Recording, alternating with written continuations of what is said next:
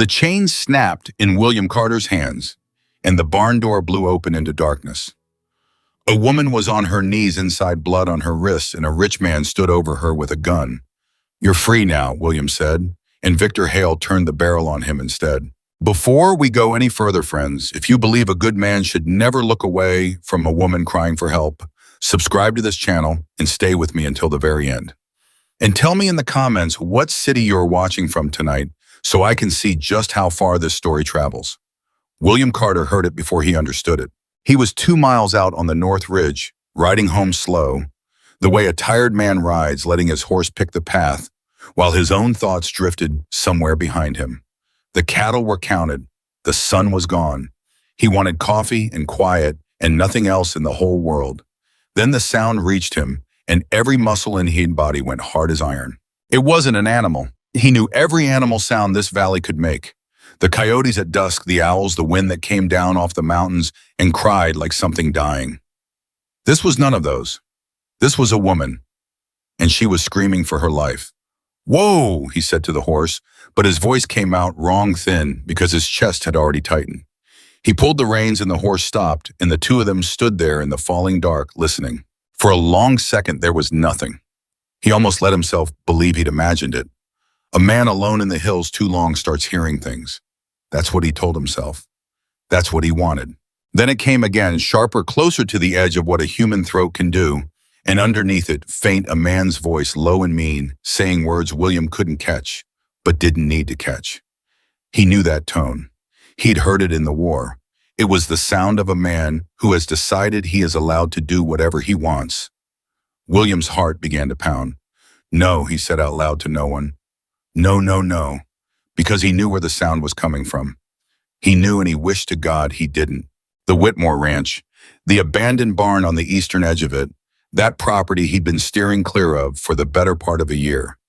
Ever since the new owner came to town, Victor Hale, with his clean boots and his gold watch, and his 3 hired men who never smiled. Everyone in the county had learned the same lesson at the same time. You did not cross Victor Hale. You did not ask questions about Victor Hale. You tipped your hat, you kept your eyes down, and you went about your business. William had done exactly that. For a year he had done exactly that.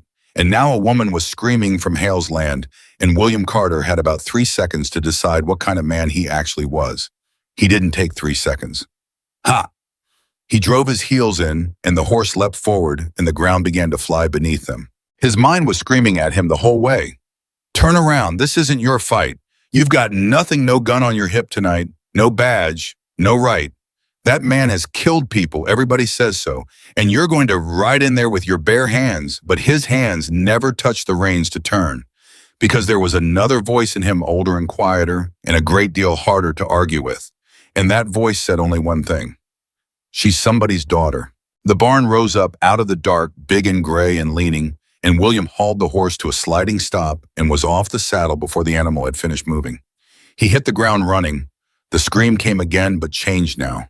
Weaker, and that terrified him more than the loudest cry had, because a scream that's fading is a scream that's running out of time. "Hey!" he bellowed at the barn. "Hey, let her out of there!" The voice inside stopped. The whole barn went silent, and somehow that silence was worse than the noise. William reached the great door and his hands closed on it, and he pulled, and it didn't move. He looked down. A chain.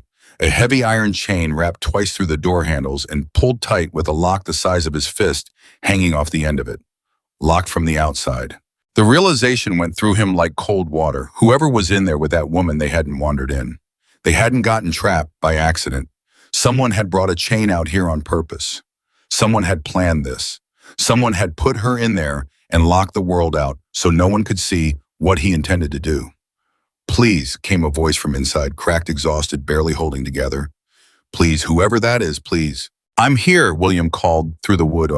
"You hear me? I'm right here. I'm not leaving. What's your name?" A silence, then Clara. A sob broke the middle of it. "Clara Whitmore."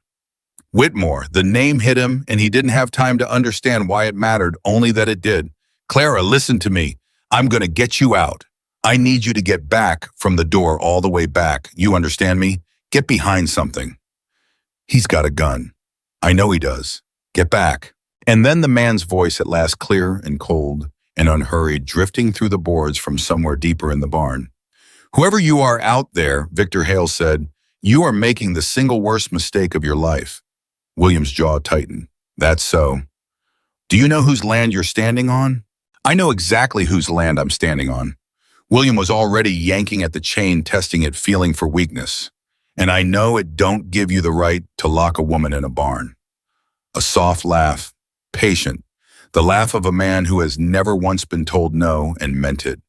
You've got about 10 seconds to get back on your horse, friend. After that, whatever happens is your own doing. I've got 3 men on this ranch. You've got what? Yourself. William didn't answer. He was looking at the door. The chain wouldn't break. He knew that already knew it the second he saw the thickness of it. But the door was old. The wood around the iron handles was old, too gray and dry and half rotted, and the whole frame leaned like it was tired of standing.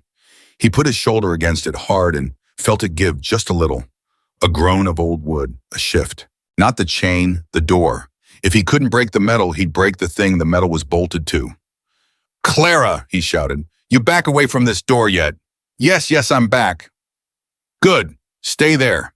He stepped away from the barn, 6 feet. Then he turned and looked at that door, and he did the arithmetic no reasonable man would do, a man with no weapon throwing himself at a locked barn to get closer to somebody with a gun. His whole life, William Carter had been a careful man, careful with money, careful with words, careful with his heart. Most of all, ever since the war took the pieces of him, it took and gave nothing back. Careful, careful, careful. He was done being careful. Lord, he said quietly, if you were ever going to help me, now'd be the time. Then he ran at the door and hit it with everything he had. The impact went through his shoulder and down his spine, and he heard wood scream and metal shriek, and the whole barn shuddered, but it held. He bounced off and staggered and nearly went down. From inside, Hale's voice again closer now, amused. You're gonna break your fool neck out there. William got his feet back under him. His shoulder was already going numb. Didn't matter. Clara, his voice was ragged. You still with me? I'm with you. And something had changed in her voice under the fear. Way down under it, there was something else now. Something that had heard a stranger throw his whole body at a locked door for her and had decided against all sense to hope. Please don't stop. Not gonna stop, he said. Not while I'm breathing. He backed up, farther this time. He looked at the exact spot where the door met the frame, the place where the old bolts held the handles, and he aimed himself at it like a man aiming a rifle. He ran. He hit it. And this time the wood tore a long, ripping crack, and one of the iron handles pulled halfway out of the door, the chain suddenly slack on one side, and the whole door sagged in its frame. Almost! William gasped on his knees now, in the dirt, his shoulder on fire. Almost. Behind you, Clara screamed. He turned, and one of Hale's men was on him.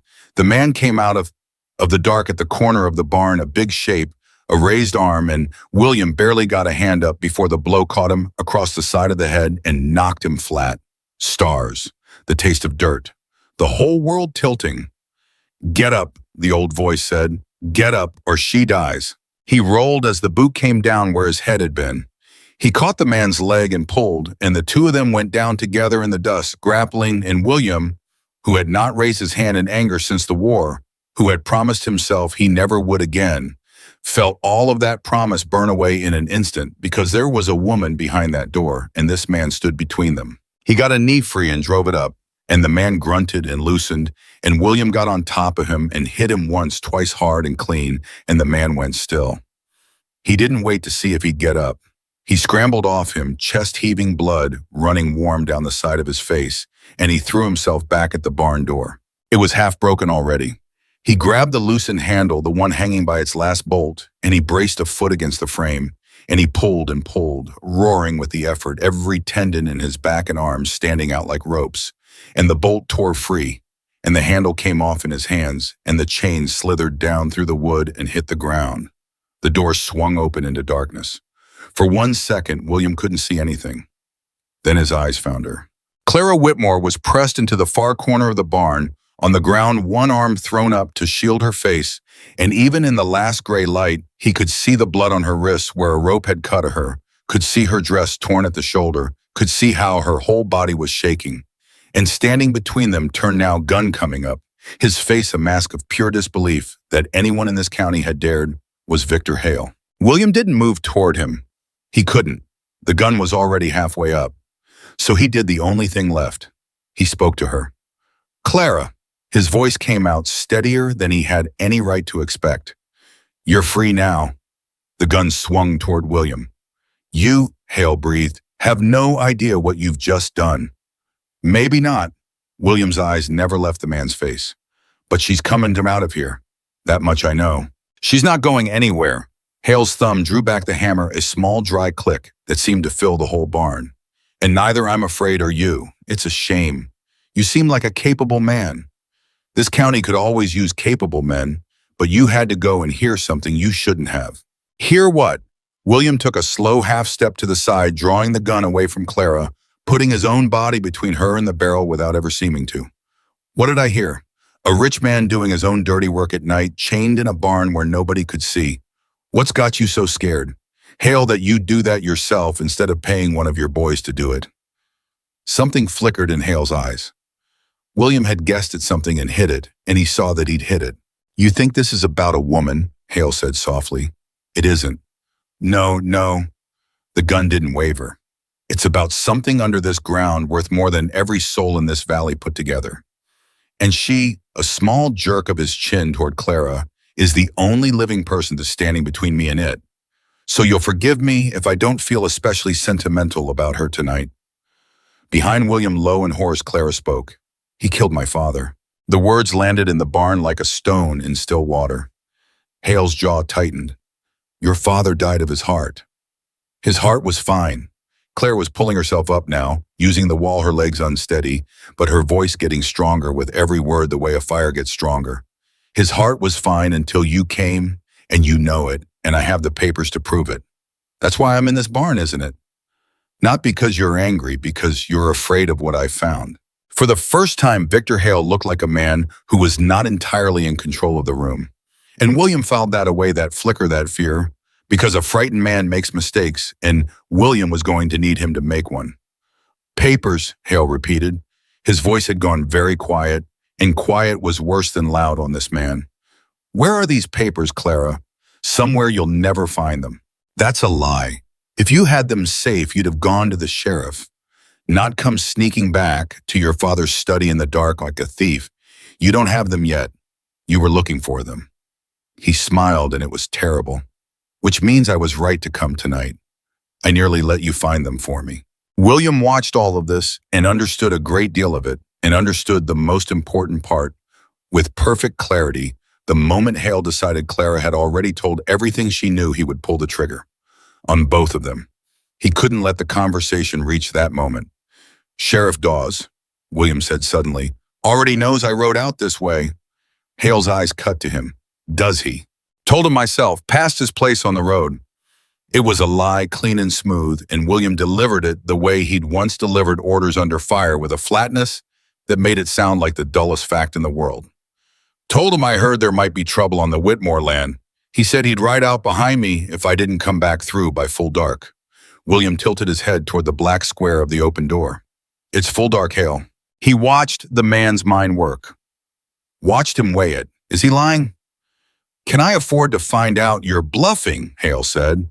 But he'd said it a half second too late, and they both knew it. Maybe I am.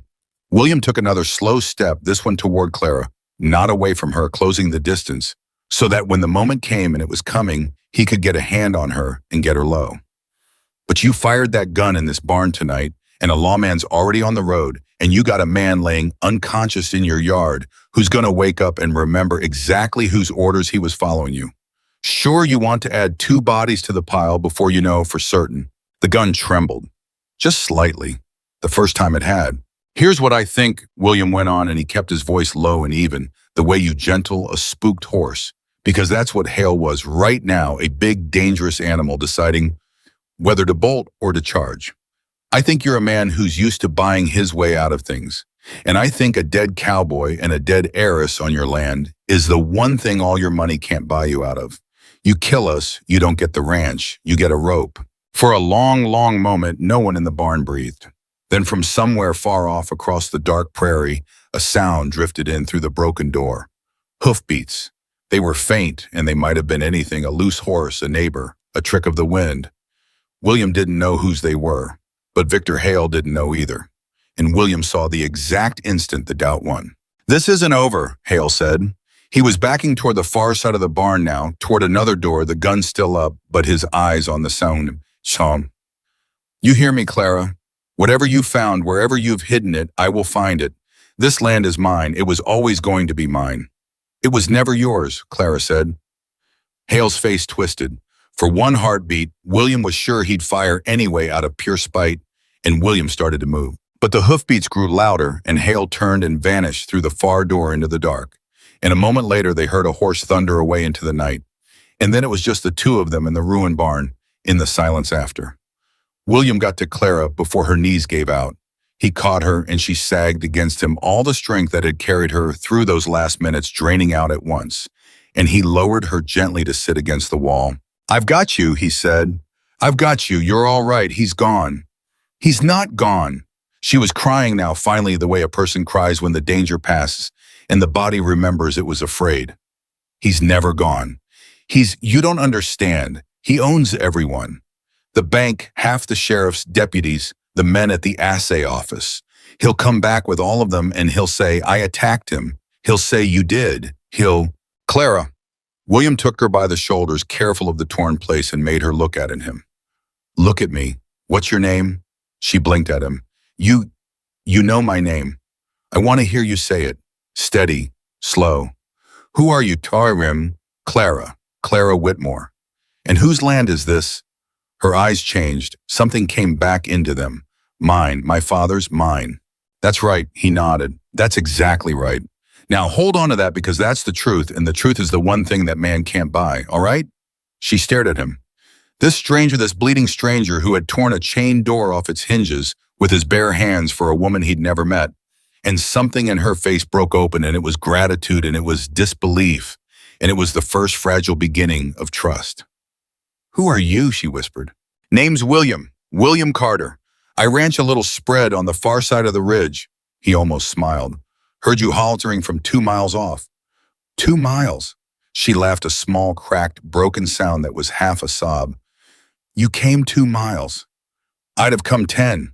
And he meant it, and she heard that he meant it, and for a moment neither of them said anything at all.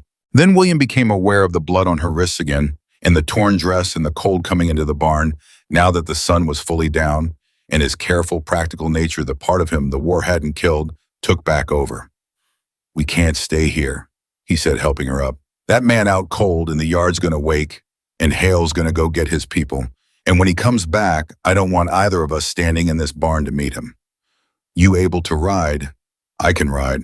Can you ride now? Hurt like you are." She lifted her chin, and there, right there, William saw for the first time the thing he'd keep seeing in her from that night, and on the thing that would surprise him again and again. Underneath the fear, underneath the exhaustion, this woman was made of tempered steel. "Mr. Carter," she said, "I have been riding these hills since before I could walk. Get me to a horse, and I'll ride better hurt than you'll ride whole." He did smile then. He couldn't help it. "All right," he said. "All right then, let's go." He got an arm around her, and they went out through the broken door together into the dark, and the ruined chain lay behind them in the dust, and William's horse was waiting. And somewhere out in the black prairie, Victor Hale was riding hard toward everyone in the county he could bend to his will. They rode double William before and Clara behind, with her arms wrapped around him, and the horse carried them both up the ridge and away from the Whitmore land, and for a long time neither of them spoke. Then quietly into the wind, Clara said, "Why? Why what? Why did you do it? You don't know me. You don't owe me anything. You could have ridden on and no one would ever have known." Her arms tightened. "That man is the most dangerous person in this whole valley, and you threw yourself at a locked door to get to me." "Why?" William was quiet for a while. The horse's hooves were soft on the trail. Above them, the stars were coming out one by one, more than a man could count. "Long time ago," he said finally, "in the war I stood by while something happened that I could have stopped. Wasn't a woman. Was a boy, one of ours no older than 16. I had a second where I could have done something, and I told myself it wasn't my place, wasn't my business, and I looked away. He felt her go still against his back. He didn't make it, William said, and I've heard that boy in my sleep every night for 11 years. He looked out at the dark hills. Tonight I heard you hollering, and for about half a second I told myself the same thing. Not my business. And then I thought, no, not again. Not while I've got two hands and a horse under me. Never again. Clara didn't say anything for a moment. Then he felt her forehead come to rest between his shoulder blades and felt her breathe out long and shaking. Well, she said softly, I'm glad you heard me, William Carter. So am I, he said. They rode on into the dark, two strangers bound now by a single violent hour. Neither of them able to see what was coming, the papers still hidden in a dead man's study, the oil sleeping black beneath the land, the powerful man riding to raise the whole county against them. But William Carter had made his choice for the night, and it was the same choice he'd have made 100 times over. He had broken down the door, and somewhere behind them the barn stood open to the wind for the first time in a year, and a woman who'd been locked inside was riding free under the first stars, her arms around the man who'd freed her. And though she didn't say it yet, and though it would be a long, hard road before she understood it, her life had not ended in that barn tonight. It had just begun. Tôi đã viết xong part 1 phần mở đầu hook cộng nội dung 6.400 từ, theo đúng phong cách kể chuyện Mỹ Ngồi thứ ba, nắng về hành động và đối thoại không mô tả canh với nhiều mini climax và twist lớn bí mật về dầu mỏ công cha của Clara bị giết đan xen. Bạn muốn tôi viết tiếp part 2 ngay bây giờ chứ?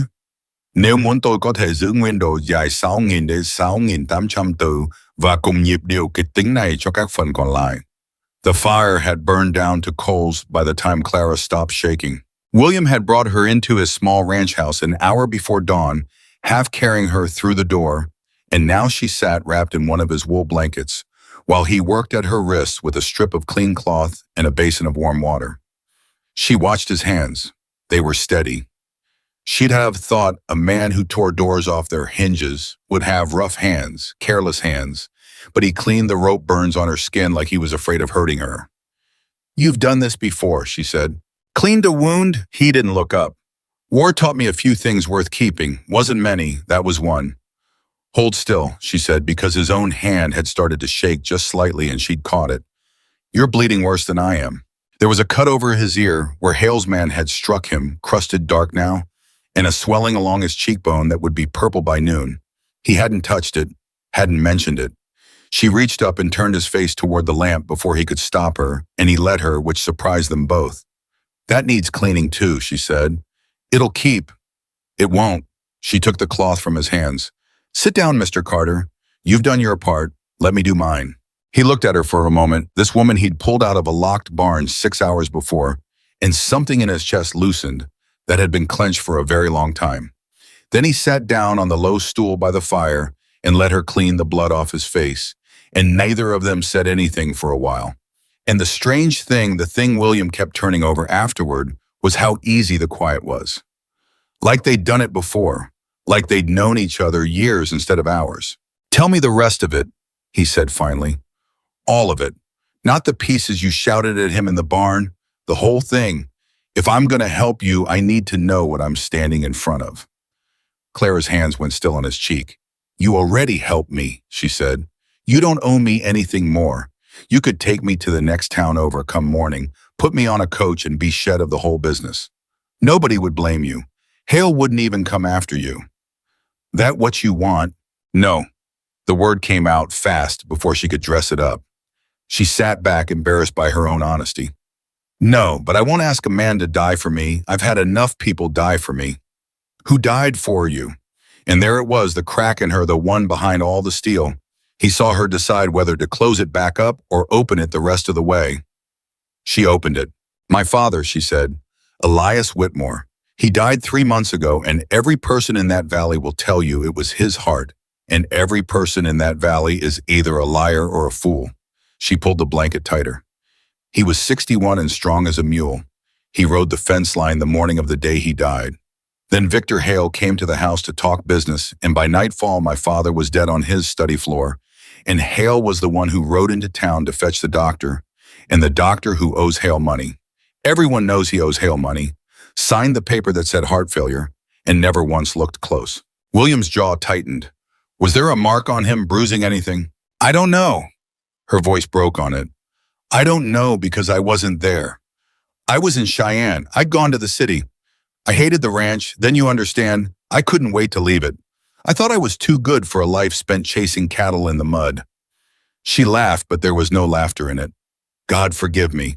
I was in a dressmaker's shop in Cheyenne buying ribbon while my father was dying alone on the floor, and by the time the telegram reached me and I got home, he was 3 days in the ground, and Victor Hale was living in his house. Living in it, William repeated slowly. How's a man come to live in another man's house 3 days after he dies? A deed. Clara's eyes came up, and they were hard now. Dry, the grief burned off into something colder and more useful. Hale had a deed, signed by my father, dated 2 weeks before his death, selling the entire Whitmore Ranch, the house, the land, the water rights, all of it, to Victor Hale for a sum of money that was never paid into any bank I could find. He had it witnessed. He had it filed with the county recorder. He had everything a man needs to walk into a house and call it his own. She leaned forward. And it is a forgery, Mr. Carter. Every line of it. My father would sooner have cut off his own hand than sell that land, and he certainly would never have sold it to Victor Hale, because in the last month of his life, my father hated that man more than he'd hated anyone in all his years. Why, William asked. Why'd Hale even want it? It's good land, but it ain't the only good land in Wyoming. Man rich as him could buy 10 spreads. Clara was quiet for a moment. Because of what's under it, she said, and she told him. She told him how, in his last weeks, her father had grown secretive, riding out alone to the far southeast corner of the property near the dry creek, coming back with his boots and his hands stained with something dark that wasn't mud. How he'd started keeping the study door locked. How twice she'd caught him bent over papers at his desk late at night that he'd swept into a drawer the moment she entered, papers covered in figures and drawings, and a word she'd glimpsed only once upside down before he hid it. What word? William asked. Oil, Clara said. The fire popped. Neither of them moved. There's oil under the Whitmore land, she went on. Her voice dropped low as if the walls themselves might carry it back to Hale. My father found it, or he found the signs of it, the seep in the creek bed, the black in the ground. And he understood what it meant because he wasn't a fool, my father. He read the papers. He knew what was happening back east. He knew that men were becoming rich as kings on the stuff. He knew that the ground he'd been running cattle over for 30 years was worth more than every steer he'd ever raised 1,000 times over. And Hale found out. Hale found out, Clara's hands closed into fists in her lap. I don't know how. Maybe the assay office father sent a sample somewhere to be tested, I'm sure of it, and Hale owns half the clerks between here and Cheyenne. However he learned it, and once he knew what was under that land, my father was a dead man. Because Victor Hale doesn't buy things, Mr. Carter. Not when he can take them. Buying is for men who might hear no. William sat with the all of it, turning it over. When he finally spoke, his voice was careful. You said you found papers. In the barn, you told him you found papers that proved the sale was fake. Were you telling the truth, or were you just throwing something at him to buy time? Clara hesitated. Both, she admitted. Meaning what? Meaning I found something a week ago. I've been searching the study every night since I got home, going through my father's things, looking for anything, and behind a shelf of his ledgers, I found a single sheet of paper. His handwriting. A letter half finished that he never sent. It was addressed to a lawyer in Cheyenne, a man named Prescott, and it said, she closed her eyes reciting it. She'd read it 100 times. It said, if anything should happen to me, know that Hale has threatened my life over the southeast section, and know that the true accounting of this land is kept where only my daughter would think to look. William leaned forward. Where only your daughter would think to look. Yes. And do you know where that is? No. Her voice cracked with the frustration of it. That's the thing that's been driving me half out of my mind. He trusted that I'd know, and I don't. I've torn that house apart. I've thought and thought until my head aches. Where would my father hide something that only I would find? She pressed the heels of her hands against her eyes. That's why I was there tonight, in the study in the dark. I'd waited until I saw Hale ride out for the evening, and I went back to search one more time. And he came back early. He was waiting for me, William. He knew I'd come. He'd been watching the house. That's how you ended up in the barn. He dragged me there himself. A shudder went through her. He said if I told him where the papers were, he'd let me go. And when I told him I didn't know, he didn't believe me.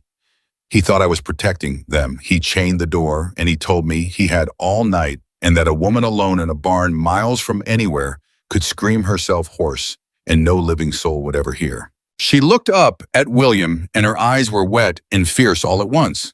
But a living soul heard, she said, didn't he? William held her gaze. He did, he said quietly. He surely did.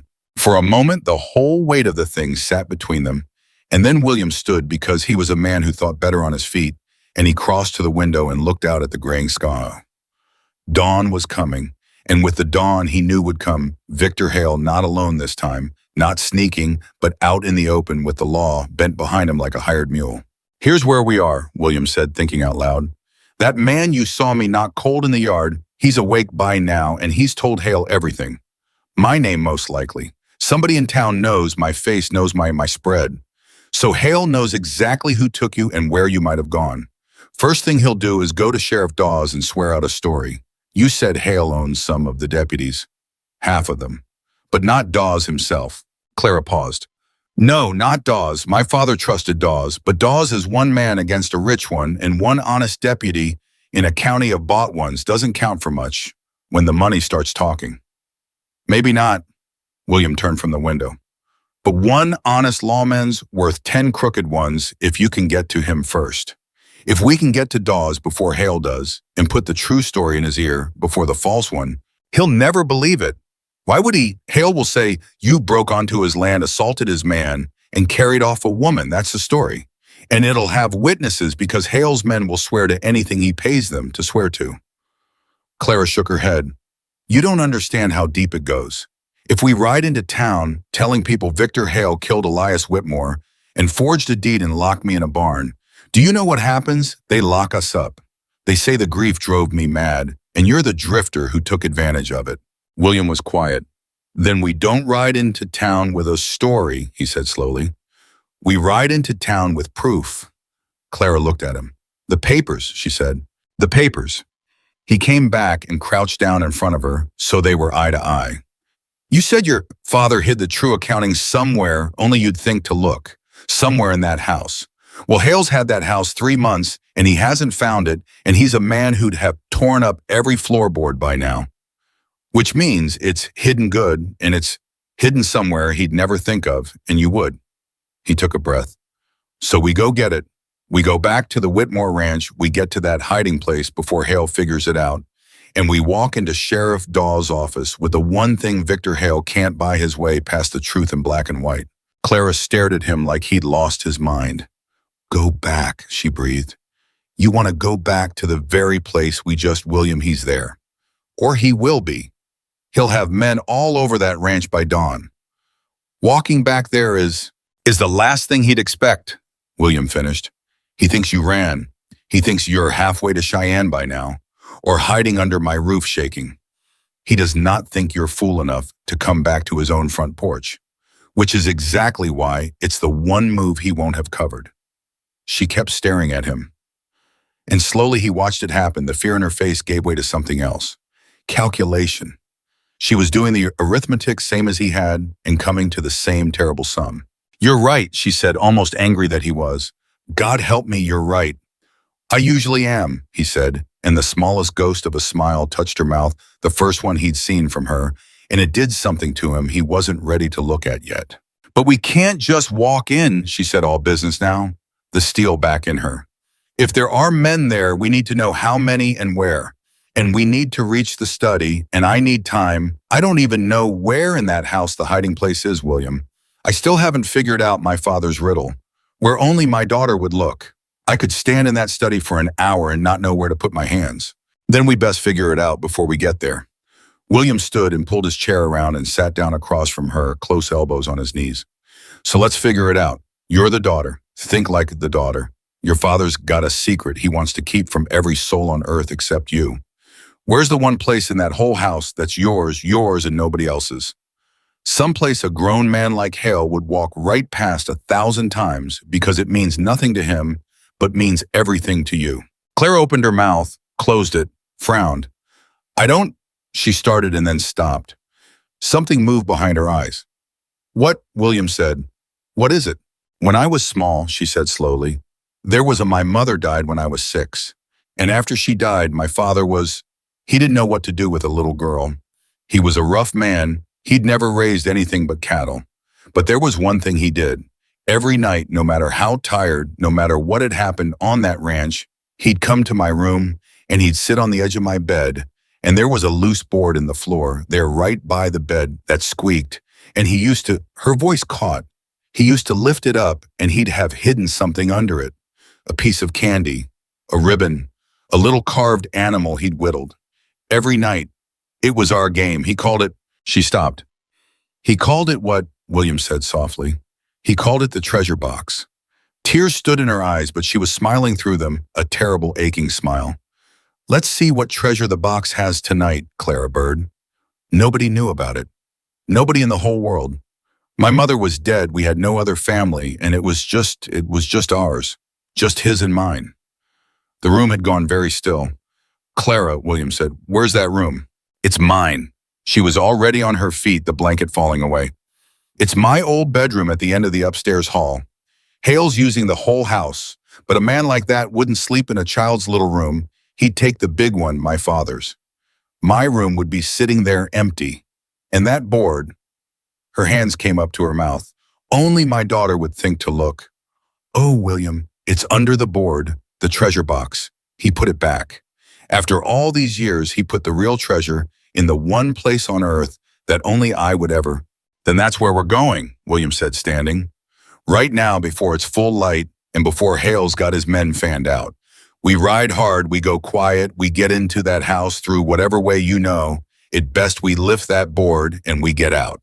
He was already reaching for his coat, his hat, checking the load in the old rifle he pulled down from over the door. You understand this might go wrong 6 different ways.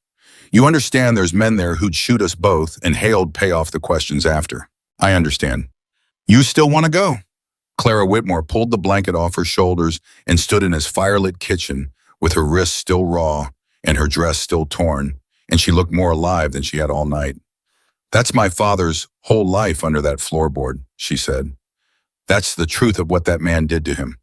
That's my home, William. Yes, I still want to go. William looked at her a long moment, and something passed between them, not spoken, but understood clean as if it had been. He nodded once. All right, he said, then finish that coffee. It's a cold ride and we go in 5 minutes. They rode out as the sky went from black to gray, 2 riders now. Instead of one horse carrying double, William had a second mount and an old but sturdy mare, and Clara took to it like she'd promised she would like. She'd been born in the saddle, and she had been. He watched her ride the first mile and understood that everything she'd said about riding these hills before she could walk was true, and that the woman he'd carried out of a barn 6 hours ago, frightened half to death, was not the whole of her, was maybe not even the true center of her. The true center of her was this upright in the saddle when, in her face, riding straight toward the man who tried to kill her because he'd taken something that was hers. They didn't talk much on the ride. There wasn't much to say, and there was a lot to listen for. But once cresting a rise where they could see the Whitmore land spread out below them, still dark and quiet, no lights yet, in the big house, Clara reined in and sat looking down at it. I used to hate it, she said quietly. You know that I stood on this exact rise the day I left for Cheyenne 2 years ago, and I looked back at all this and I thought, thank God, I'm getting out. I thought a life on this land was a life wasted. William waited. And now I'd give anything to have it back the way it was. Her voice was thick. Him alive, the cattle, the 2 of us at supper. All of it, isn't that the way of it? You don't know the worth of a thing till somebody tries to take it from you. That's the way of it, William agreed. Learned that one myself hard. She glanced at him. The boy in the war. Him. And other things. He didn't elaborate and she didn't push, and he was grateful for that. Instead, he nudged his horse forward. Come on, light's coming. Whatever we're doing, we do it in the dark or we don't do it at all. They came at the house from the north through a stand of trees where Clara said she'd played as a girl, leaving the horses tied well back. William went first low and quiet, the rifle across his arms, and Clara came behind him, and the closer they got, the more his old soldier's senses woke up reading the yard. The windows, the barn, the very one standing there in the half-dark, with its door still hanging broken from the night before, and he heard Clara's breath catch when she saw it. "Don't look at it," he murmured. "Look at me. We're not here for the barn. How many men do you count?"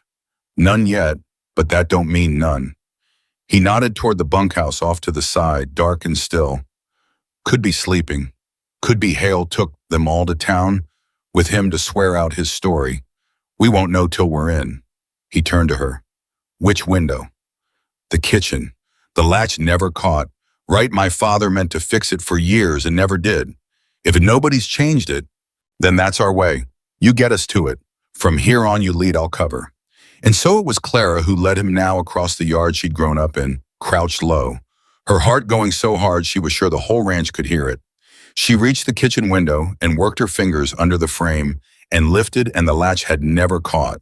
Her father had never fixed it in death, as in life. He'd left that one small thing undone. The window swung up with barely a sound. She looked back at William. He nodded. She climbed through into the dark house that had been her home and was now her enemy's. And William came through behind her, and they stood in the kitchen, listening to the silence, and the silence held. "Upstairs," she breathed. "End of the hall. We go slow. There's a stair third from the top that groans we skip it." They went. Every step of that staircase was an agony of held breath. Clara skipped the third stair from the top, and so did William, following her exactly. And they reached the upstairs hall, and it stretched away before them, dark, all its doors closed. And her father's door, the big bedroom, the master, was one of them. If Hale had not gone to town, if Hale was sleeping behind that door right now. She didn't let herself think about it. She went to the end of the hall to the small door there, her door, and she turned the handle, and it opened, and the little room was exactly as she'd left it 2 years ago, when she'd walked out swearing never to come back. Her narrow bed, her small window, and the floor beside the bed and the board. She crossed to it and dropped to her knees, and William came in behind her and eased the door nearly shut and stood at it listening to the hall, the rifle ready. "Hurry," he breathed. Clara's fingers found the edge of the board, the loose one, the squeaking one, the one her father had lifted every night of her childhood to show her what treasure the box had brought. Her hands were shaking so badly she could hardly get purchase, and then she did, and she lifted, and the board came up. And there in the dark hollow beneath the floor of her childhood bedroom, wrapped in oilcloth against the damp, was a bundle of papers. She made a sound. Half a sob, she couldn't help it, and reached in and drew them out. And even in the dark, she could feel how thick they were. How much was there, the whole truth of it. Everything her father had died to protect, and Hale had killed to bury. "I've got it," she whispered, turning to William, tears running down her face and a fierce triumph in her voice. "William, I've got it! It's here! It's all—" The floorboard 3 doors down groaned. Both of them froze. It was the specific, unmistakable sound of a heavy man's weight coming down on old wood. Someone was in the house. Someone was up and moving and coming down the hall. Not Hale in town swearing out a story. Hale here. Hale home. Clara's eyes went huge. William's hand came up, one finger to his lips, and with the other he raised the rifle and eased back from the door on soundless feet, putting himself between her and the hall. And outside the little room, the footsteps came on slow and unhurried and getting closer, and then they stopped. Right outside the door, and Victor Hale's voice from the other side of 2 inches of wood said pleasantly, "You know, Clara, I did wonder if you'd remember the board." Nobody breathed. For one endless second, the whole house seemed to hang on the edge of a knife. Clara on her knees with the papers clutched to her chest, William between her and the door with the rifle raised, and Victor Hale standing on the other side of 2 inches of pine calm as a man discussing the weather. "You can come out," Hale said, "or I can come in. It makes very little difference to me. But I'd think carefully if I were you about the fact that you are not alone in this. Whoever's in there with you, and I have a fair guess who is going to hang for it either way. The only question left is whether it's a hanging or a burying." William's eyes met Clara's. He shook his head slow, not a word. "Clara Bird," Hale said, and the childhood name in that man's mouth made her stomach turn to water. "You told me you didn't know where the papers were, and I almost believed you, but you did know, didn't you? You knew all along. You just needed a night to work up the nerve to come get them.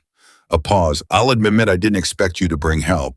That door of mine was quite a piece of carpentry, and your friend broke it like kindling. I'd like to shake his hand before I shoot him. Still, they said nothing, and then the handle turned. William didn't wait for it. The instant that handle moved, he stepped forward and drove his boot into the door with everything he had, and the door slammed outward into Victor Hale's face, and William heard the man grunt and stagger back, and William came through after it with the rifle up. Move and I'll put a hole in you, William said.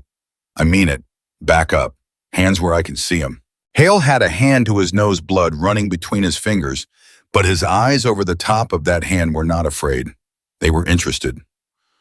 Cold and interested, the eyes of a man watching a card game he was certain he'd already won. There he is, Hale said thickly. The cowboy. Carter, isn't it, William Carter? My man told me all about you. You hit him quite hard.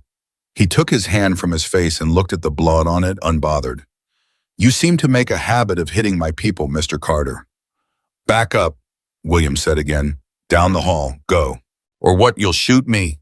Hale smiled through the blood. You won't. You're not the kind. I've met your kind before. You'll break a door. You'll throw a punch. You'll play the hero all night long, but you won't shoot an unarmed man standing in his own house. It's not in you, and we both know it. He took a slow step forward into the barrel. So let's stop pretending. It was a gamble, and it was a good one because Hale had read him true. William would not shoot an unarmed man in cold blood. The war had taken enough from him without taking that. But William had learned something in that same war that Victor Hale, who had never fought anything but bookkeepers and frightened widows, had never had to learn. He had learned that a rifle is also a club. He let Hale take his step, let him get close, let him believe the bluff had worked, and then he brought the stock of the rifle up and around and caught Victor Hale across the temple, and the rich man's eyes rolled back, and he folded to the floor of the hallway and lay still. Wasn't gonna shoot you, William said to the unconscious man. You had that part right. William, Clara was in the doorway, papers in one hand, her face white. There'll be others. His men. That crash. I know. He was already grabbing her arm, pulling her toward the stairs. Same way we came in the kitchen window. Go, go. They flew down the staircase, and William didn't bother skipping the groaning stair. Now there was no point in quiet, and they hit the kitchen, and Clara went for the window and stopped. There was a man in the yard. Through the kitchen window, they could both see him, one of Hale's hired men standing between them and the tree line where the horses were tied, and he was looking toward the house, toward the noise, his hand already dropping to the gun on his hip. Not that way, William breathed, pulling her back. He'll see us the second we're through. Is there another door? The front, but that's worse. It faces the bunkhouse. Clara's mind was racing. The cellar. There's a cellar with an outside door on the far side. It comes up behind the smokehouse. We'd be out of his line. Take me. She took him. Through the kitchen to a low door, down a few rough steps into the dark and the smell of earth and old potatoes, and across the black cellar with her hand outstretched, finding the way from memory and up the far steps to the slanting outer door. And William put his shoulder to it and lifted it slow, and they came up into the gray dawn behind the smokehouse with the whole bulk of it between them and the man in the yard. Where? William whispered. There, she pointed. The tree line curved around. If they kept the smokehouse and then the barn between themselves and the yard, they could reach the horse without ever crossing the open-mouthed sight line. Follow the buildings. Stay low. They went. Smokehouse to woodpile to the corner of the barn. That barn, again the broken door, and Clara pressed her back to its wall for 1 second, and William saw what it cost her to touch it. And then the last dash to the trees, and they were in among the horses, and the horses were still there, and no shout had gone up behind them. We did it, Clara breathed, hauling herself up into the saddle, the paper stuffed inside her coat against her chest. William, we. The shout went up behind them. Someone had found Hale, or found the broken door, or the open window. A man's voice rose from the house, high and urgent, and then another answered it from the bunkhouse, and William heard the specific sound of men who a moment ago had been half asleep coming suddenly violently awake. Ride, he said. Ride Clara now. Don't look back. They broke from the trees at a dead run. Behind them, the ranch erupted. William heard the crack of a pistol and then Another heard a ball buzz past somewhere overhead, and he put himself and his horse between Clara and the guns, without thinking about it, the way he'd put himself between her and the barrel in the barn. They tore up the slope, the same slope they'd come down in the dark an hour before, and near the top, William risked one glance back and saw three men throwing saddles on horses in the yard fast, and knew they'd have a lead, but not a long one. "They're coming!" he shouted over the wind. "Can you push it?" "I can push it." She could. God, she could. She rode that old mare like the devil was in the reins low over its neck, her torn dress whipping, and William found himself half a length behind her, not because he was slower, but because for one strange moment in the middle of a running gunfight, he was simply watching her, this woman, this incredible woman, and thinking a thought he had no business thinking at a time like this. "I have never in my life met anyone like her." Then a ball kicked up dirt beside his horse, and the thought was gone, and there was only the ride. They came over the ridge and down the far side, and William took them off the main trail into rougher country, up a dry wash over a shale slope where the horse's hooves left no clear print, doubling and cutting the way.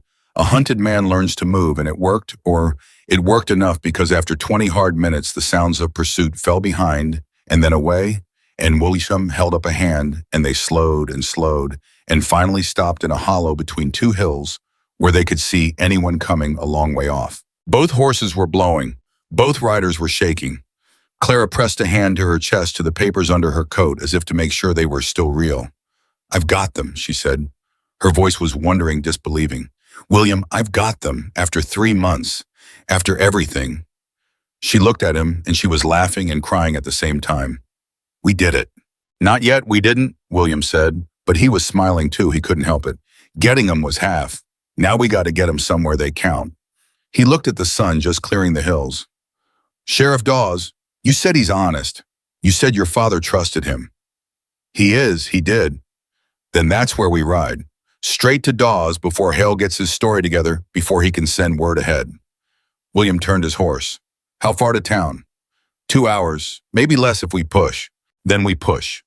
But here is where the day turned, and turned hard, because as they came down out of the hills toward the town, 2 hours later, tired and dust-caked, and the papers safe against Clara's heart, William saw something that made his blood run cold. There were men on the road ahead, waiting. 4 of them spread across the way into town, and even at a distance, William could see the sun catching on the metal of the stars pinned to 2 of their chests. Deputies. "Clara," he reined in slow, careful not to look like a man who'd noticed. "Those are lawmen. Hale's deputies." Her voice had gone flat with dread. "He got word ahead after all, or he rode straight for town while we were doubling through the hills, and he beat us here." She looked at William. "He's told them the story, that you took me, that you assaulted his man. They're not here to help us, William. They're here to arrest you." "Is Dawes with them?" She stared hard down the road, and William watched the hope drain out of her face. "No," she said. "That's Croft in the middle. Deputy Croft. He's Hale's man through and through. Dawes isn't there." Her hands tightened on the reins. "It's a trap. If we ride in, they take you, and once you're in a cell, it's Hale's word and his men's word that against a grieving madwoman and a drifter. The papers won't matter. They'll say I forged them. They'll say anything." Her voice cracked. "We can't go in. We got to get to Dawes. Not through them, we don't." William sat his horse and thought fast, the way he'd learned to think when the situation had gone bad, and there was no good move left, only the least terrible one. And as he thought, one of the deputies down the road lifted an arm and pointed, and William understood they'd been seen. "They've marked us," he said. "No more choices. Clara, listen to me. Listen close, because I'm only going to say it once, and we don't have but a few seconds." He turned to her, and his voice was hard and clear. "They want me, not you. Hale needs you alive. You're the one who knows things. You're the one whose signature he still wants on that deed to make it clean. But me, I'm just the man who ruined his night, and he'd as soon see me hang. So they'll come at me, which means you can get past them while they do." "No. Clara, the papers only matter if they reach an honest man. You know where Dawes lives. His house is on the east edge past the church, but William, no, I won't leave you. You will leave me." He said it like a stone dropping.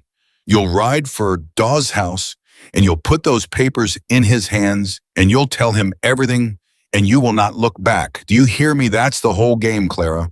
That's your father's whole life. It doesn't get to Dawes. Your father died for nothing, and Hale wins clean. You are the only one who can carry it. Not me. You. Tears were running freely down her face now. And what happens to you? I'll be all right. Don't you lie to me. Not you. Not now. Her voice broke completely. What happens to you, William? He looked at her for a long moment, and the truth was he didn't know. And the truth was it might be very bad, and the truth was that a day ago he'd been a lonely man who'd made his peace with dying alone someday, having mattered to no one, and now here was this woman looking at him like his life was the most precious thing on that whole dusty road, and it undid something in him. I'll draw 'em off, he said quietly. I'll ride west hard, make 'em chase. They'll come after me because I'm the one Hale wants strung up, and that leaves the road east open for you. By the time they figure out you slip past, you'll be at Dawes's door. He reached across the space between the horses and closed his hand over hers just for a second. It's a good plan, Clara. It's the only plan. Now stop crying and get ready to ride like you never rode in your life.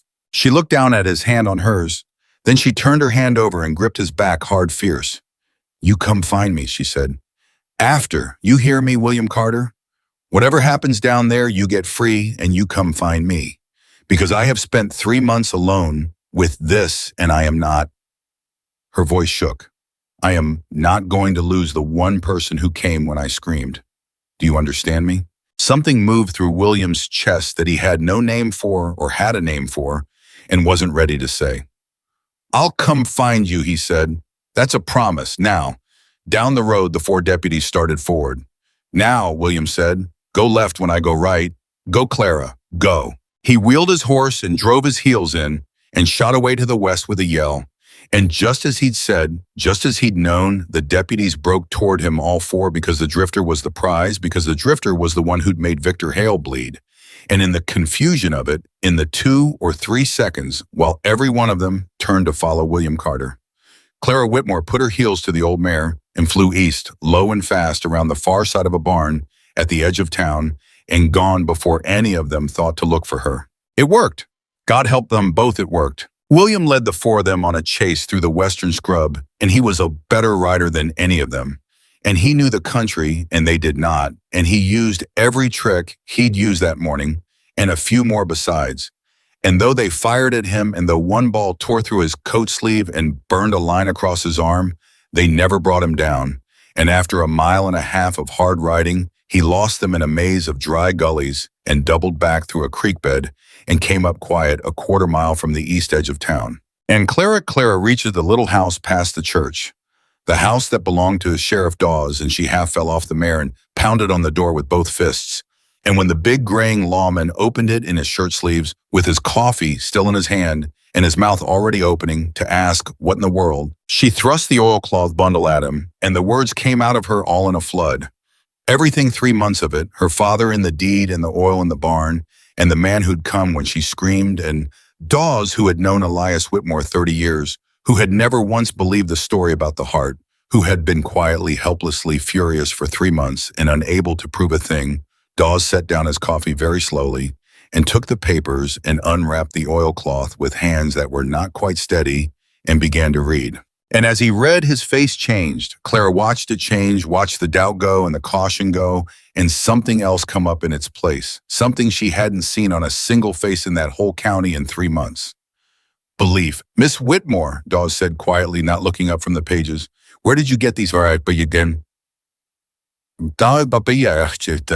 From under a floorboard in my old bedroom, where my father hid them, where only I would look. Her voice was shaking. It's all there, isn't it? The real accounting, the essay, his letters, everything. It's all here, Dawes said. He looked up at her at last, and his weathered face was grim as a gravestone.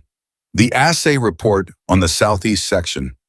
Your father's own sworn statement witnessed that he never sold 1 acre to Victor Hale, and never would.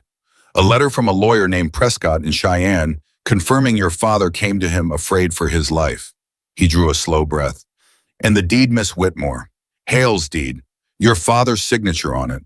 He held the 2 papers side by side the deed, in one of the sworn letters, and even Clara could see it from where she stood. That's not the same hand, not even close.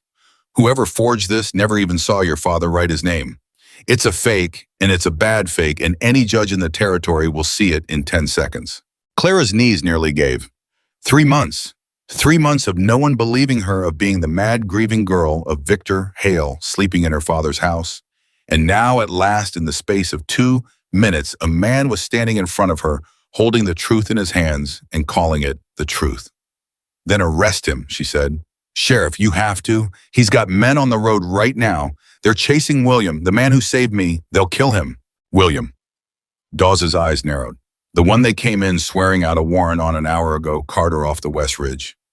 He didn't take me. I went with him. He saved me. Sheriff Hale had me chained in a barn and William broke the door down. It's all a lie. Croft's story, all of it. Hale bought it. I know Croft's bought, Dawes said flatly, already reaching for his gun belt on the peg by the door and buckling it on.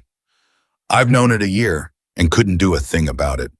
Croft and half my deputies and the doctor and 2 men at the assay office. He settled his hat on his head, and for the first time, there was something almost fierce in the old man's quiet. But bought men are only worth their price when the man who bought them is winning Miss Whitmore. And Victor Hale, as of this morning, is about to start losing. He picked up the papers, wrapped them careful in the oilcloth, and tucked them inside his own coat. Get back on that horse. We're going to go find your cowboy before Croft's boys do. And then Victor Hale and I are going to have the conversation I've been waiting 3 months to have. But even as Clara turned for the door, hope surging in her chest for the first time in what felt like a lifetime, a sound came up the street from the direction of town, the sound of many horses coming fast, and Dawes went to the window and looked out, and his face went hard and still. Sheriff, Clara's voice climbed. What is it? Who's... That, said Dawes quietly, is Victor Hale, and he's brought every man he owns. He turned from the window and his eyes found hers. He knows you came here. He knows the papers are here, and he's not riding up this street to talk. Outside, the horses drew closer, a dozen of them at least, and over the top of the drumming hooves rose one voice. William Carter would have known anywhere the smooth, cold, unhurried voice of a man who had never once been told no and meant it, calling out across the morning. Dawes, send the girl out, and the papers with her, and this all ends quiet. Keep her and I burn every man in that house down to the ground. Dawes didn't answer the street right away. He stood at the window with the curtain edge pinched between 2 fingers counting, and Clara watched his lips move as he counted, and when he stopped counting, his jaw was set like old iron. 11, he said. He's brought 11 men, Croft and the bought deputies among them, so they're wearing stars, which means anybody watching from a window down that street thinks this is the law doing law's work. He let the curtain fall. That's the trouble with a man like Hale Miss Whitmore. He doesn't just buy guns. He buys the right to use them. Then what do we do? Clara's voice was tight. There's 2 of us. 3, said a voice from the back of the house. Clara spun. William Carter stood in the rear doorway, filthy bleeding from a torn coat sleeve, where a ball had grazed his arm, chest still heaving from the ride, but standing alive there, and something in Clara's chest broke loose so hard she had to grab the back of a chair. You came, she breathed. You said you'd come find me, and you slipped him in the gullies and doubled back on foot the last stretch. He crossed the room fast, his eyes going over her, once head to boot, making sure. You're all right. You got here. You got the papers too. He has them. She gestured at Dawes. He believes me, William. He read them, and he believes me. It's a forgery. He can prove it. I can prove it in a courtroom, Dawes cut in grimly, in front of a judge next month if we all live to see next month, which right now is looking like a long shot because there's 11 armed men in that street, and a courtroom's a fair piece from here. He looked at William. You the cowboy Carter. I am. You broke Hale's barn door to get her out. I did. Dawes studied him for a second.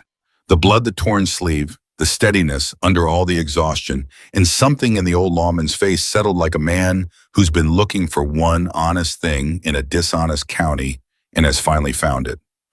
Then I'm glad you're here, Dawes said simply. God knows I could use one more man who can't be bought. Out in the street, Hale's voice came again, closer, harder. You're being awful quiet in there, Sheriff. I'll take that for stubbornness, and stubbornness costs. I'll give you to the count of 30. Then my men come through that door, and what happens after is on your conscience, not mine. William moved to the window careful and looked. 11 men fanned in a loose half circle across the street, and Hale himself at the center of them, on a tall bay horse, a bandage across the bridge of his nose where William's rifle stock had caught him, and even from here, William could see the man was pleased. Hale liked this. Hale had spent 3 months winning quietly in ledgers and back rooms, and now he got to win loudly in the open with a badge on half his guns to make it legal. He's enjoying himself, William said. He always did like an audience, Clara said bitterly, as long as he thinks he's holding the winning hand. And that right there was the thing that turned in William's mind. He stepped back from the window slow, and his eyes went distant the way they did when the situation had gone all the way bad, and the only move left was one nobody else would make. Dawes, he said, how many people in this town owed their loyalty to Elias Whitmore, not to Hale, to Clara's father? Old-timers. Men who rode with him, drank with him, buried folks alongside him. How many? Dawes frowned. A good number. Elias was here 30 years before Hale ever showed his face. Half the men on this street tipped their hat to that family before there was a Victor Hale in the territory. But they're scared, Carter. Same as everybody. A scared man keeps his door shut. A scared man keeps his door shut, William agreed, when he thinks the bully's going to win. But you said it yourself, a bought man's only worth his price while the man who bought him is winning. He turned to look at both of them. So what happens the second this town gets a reason to think Hale's losing? Clara stared at him. What are you thinking? I'm thinking Hale's whole power in this county is one thing and one thing only. Fear. Not guns, he's got 11 guns, but there's 100 men in this town, and if 40 of them decided today was the day, they'd had enough, all Hale's money couldn't stop them. The only thing keeping those 40 men behind their shut doors is they each think they're alone. They each think they're the only one who'd stand up. And a man'll never be the first to stand. William's voice had gone quiet and certain. But he'll be the second. He'll be the 10th. All he needs is to see somebody else stand first. And you mean to be the one who stands first, Dawes said slowly. I mean for all 3 of us to walk out that front door, William said, into that street in the full light of morning, in front of every window on this block, and I mean for Clara to hold up those papers and tell this whole town the truth out loud. What Hale did to her father, the forged deed, the oil, all of it, loud enough that every man behind every shut door on this street hears every word. That's madness, Clara whispered. He'll shoot us where we stand. In front of the whole town, in the broad daylight, with his story being that he's the lawful owner and you're the criminals. William shook his head. No, not right off. A man who shoots an unarmed woman in the middle of the street in front of 40 witnesses isn't a businessman defending his property anymore. He's a murderer plain, and even his bought deputies won't hang for that alongside him. Croft will sell dirty paper for money. He won't swing for open murder. William met Hale's man's logic with his own. Hale's whole game is looking legal. The second he drops that, the second the whole street sees him for what he is, his own men start doing arithmetic. And bought men are real good at arithmetic. Dawes was quiet a long moment. Out in the street, Hale had reached the count of 20. It's thin, the sheriff said. It's awful thin, Carter. It's the only hand we got, William said. We stay in here, they burn us out or wait us out, and it's 11 guns against 3 in a house nobody can see into. We walk out there, we're in the light, we're in front of witnesses, and we put the truth in the air where Hale can't chain it up in a barn. He looked at Clara. But it don't work without you. I can't tell that story. Dawes can't. He's the law. They'll say he's overstepping. It has to be you, the daughter, standing in the street holding your father's own words. You're the only one in this whole territory who can say it and have it land. He took a step toward her. I know what I'm asking. I know what it cost you last time you stood up to that man. But I'm asking anyway. Can you do it? Clara looked at him. Then she looked down at her own wrists, still raw and red from the rope in the barn, and William watched her turn them over, watched her remember every hour of the last 3 months, the telegram in Cheyenne, the fresh grave, Hale in her father's chair, the chain on the barn door, all of it. When she looked back up, the fear was gone out of her face, and in its place was the thing William had first seen in the barn and had seen more of every hour since, the tempered steel, the center of her. 20 years I let people tell me who I was, she said. The girl who couldn't wait to leave. The mad, grieving daughter, the victim. Her voice was low and even, and it did not shake. I am done being told. Give me the paper, Sheriff. Dawes handed her the oilcloth bundle. Out in the street, 2829. Now, William said and moved to the door. When we go out, you two stay behind me till Clara starts talking. Dawes, you keep those bought deputies in your eye the second Hale gives an order to fire. It's them that has to decide whether to follow it, and I want them looking at a lawman they've known 10 years when they make up their minds. Clara, you don't stop talking. Whatever happens, whatever he says, you keep telling the truth till the whole street's heard it. That's the whole plan, the truth out loud in the light. Ready? No, Clara said. Do it anyway. William almost laughed. He pulled the door open, and the three of them walked out into the morning.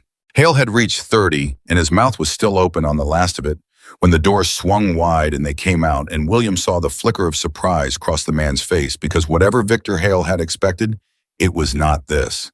Not the three of them walking out calm into the open with the sun on them.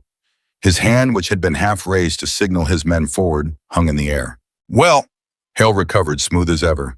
There she is, Miss Whitmore, and her drifter, and poor old Dawes, who's about to make the last mistake of a long career. He raised his voice for the street, for the shut doors, and the eyes behind the curtains. Folks, I'm sorry you have to see this. This woman and this man broke into my home last night, assaulted two of my hands, and made off with property that belongs to me. The law's here to set it right. Nothing more. Go on back to your business. And Clara Whitmore stepped out from behind William Carter into the middle of the street and lifted the papers over her head and threw her voice down that block like her father throwing a rope. My name is Clara Whitmore, she called, and every word that man just spoke is a lie. Silence slammed down over the street. 3 months ago, my father, Elias Whitmore, died in his own study. This town was told it was his heart. It was not his heart. Her voice rang off the storefronts, clear and hard and carrying. It was Victor Hale, because my father found oil under the southeast section of our land, oil worth more than every dollar in this county, and Victor Hale wanted it, and my father would not sell. So Hale forged a deed with my father's name on it, a name he never signed, and 3 days after they put my father in the ground, this man was sleeping in his bed and calling it his own. She's hysterical, Hale said loudly, but there was an edge in it now, a hair of strain. The grief's addled her, anyone can see. I have the assay report. Clara shook the papers. I have my father's own sworn statement witness that he never sold 1 acre. I have a letter from a lawyer in Cheyenne named Prescott that my father wrote afraid for his life, afraid of this man, 2 weeks before he died. Sheriff Dawes has read every page, and Sheriff Dawes will tell you what he found. I'll tell him, Dawes said, and his voice carried to the voice of a man 30 years known on this street. The deed's a forgery. I've held it in my hands not an hour past and set it beside Elias Whitmore's true signature, and it isn't the same hand, and it isn't close. Victor Hale did not buy the Whitmore ranch. He stole it. And I have believed for 3 months and been unable to prove that he murdered Elias Whitmore to do it. A murmur went down the street. William heard it start low and spread behind the windows and the doorways, men and women who'd known Elias Whitmore 30 years, and he watched Hale hear it too. Watched the man's easy confidence crack for the first time down the middle. That's enough, Hale said, and his voice had changed, gone flat and cold, the smoothness stripped off it. Croft, take them, all 3, now. And here was the hinge of the whole morning, the moment William had built the entire mad plan around, because Deputy Croft's star on his chest gun on his hip sat his horse for 1 second too long. 1 second, looking at Clara with the papers, looking at Dawes, a lawman he'd known 10 years, looking at the windows full of watching faces up and down the street. And in that 1 second, every man on the block could see Croft doing the arithmetic, exactly the arithmetic William had promised he'd do. Is the money worth swinging for open murder in front of 40 witnesses in broad day? I said take them. Hale's voice cracked like a whip. Victor, Croft said slowly and did not move. If she's got them papers and the sheriff's read them, this ain't what you told me it was. You told me a drifter carried off a girl. You didn't say nothing about no forged deed. You didn't say nothing about Elias. You're being paid not to care what I said. I'm paid to serve warrants, Croft said, not to shoot Elias Whitmore's daughter dead in the street with the whole town watching. That's a rope, Victor. That's a rope for me, not for you, and I ain't. He shook his head and shifted his hand off his gun. I ain't doing it. And that was the crack that broke the dam. Because the second one of Hale's own bought men said no out loud in the open street. The fear that had held 40 other men behind their doors for 3 months came apart all at once. William heard a door open, then another. He saw an old man step out onto a porch with a shotgun, and then a younger one across the way, and then 3 more down by the feed store. And they weren't Hale's men. They were the town. They were Elias Whitmore's town, and one by one they were into the light because somebody else had stepped out first. Elias was my friend, 40 years, the old man on the porch called, leveling the shotgun. You want to shoot his girl? Hale, you go through me. And me, said another. And me. William watched Victor Hale's whole world come down in the space of 10 seconds. Watched him look up and down the street and count the way Dawes had counted from the window and come up with a different number than he'd expected. 11 guns, and half of them his own bought deputies, now sitting frozen and doing arithmetic against a whole street of men who had just remembered all at once that they outnumbered him 100 to 1 and always had. You cowards, Hale breathed. His face had gone gray.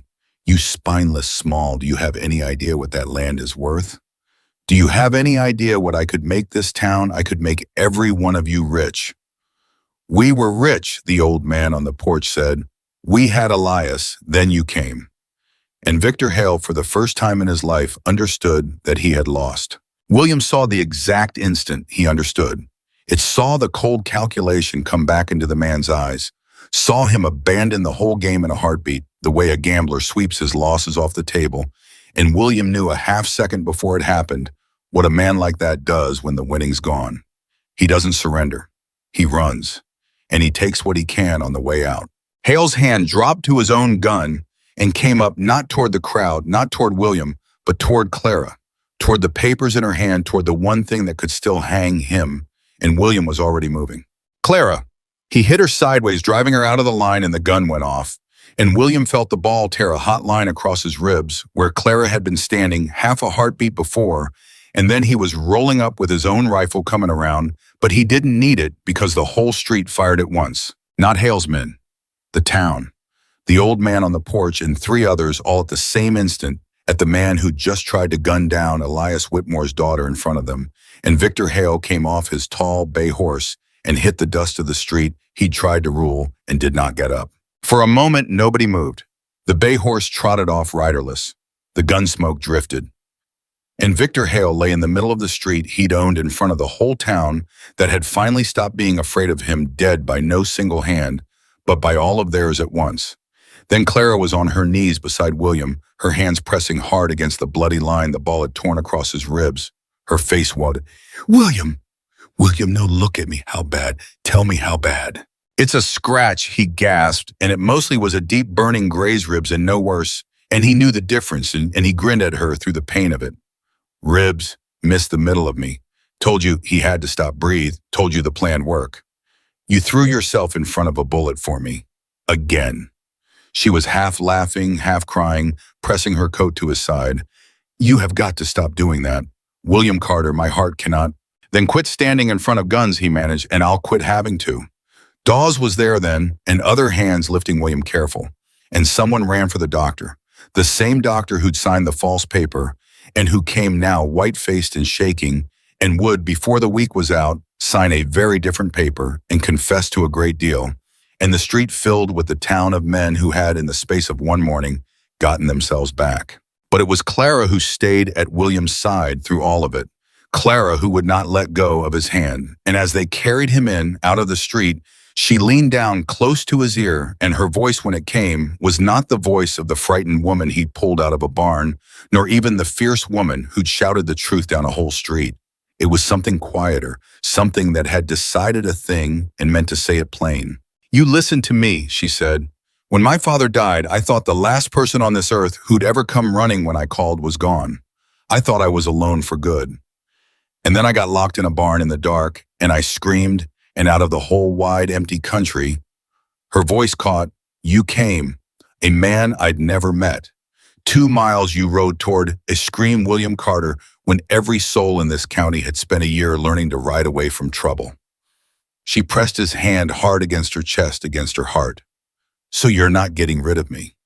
I don't care that we've known each other one day.